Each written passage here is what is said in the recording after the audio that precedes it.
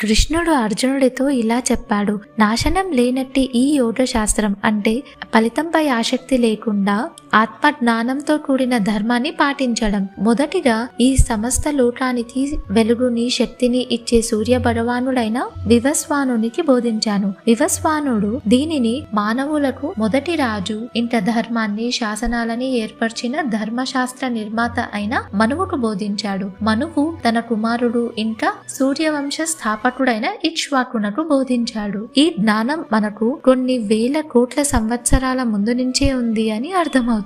కృష్ణుడి నుండి సూర్యుడికి, సూర్యుడి నుండి మనువుకి, మనువు నుండి ఇక్ష్వాకునకి, ఇలా ప్రపంచంలోకి ధర్మం ఎలా ప్రవేశించిందో మనకు అర్థమవుతుంది. కానీ మానవ ప్రవర్తన ఇంకా కాల ప్రభావం వలన ఈ లోకంలో ఈ ఉన్నతమైన జ్ఞానం నశించిపోయింది. నీవు నా భక్తుడివి ఇంకా మిత్రుడివి. అందుకే ఈ యోగ శాస్త్రంలో ఉండే దివ్య రహస్యాన్ని నీవు అర్థం చేసుకోగలవని ఈ రోజు నేను నీకు ఉపదేశిస్తున్నాను.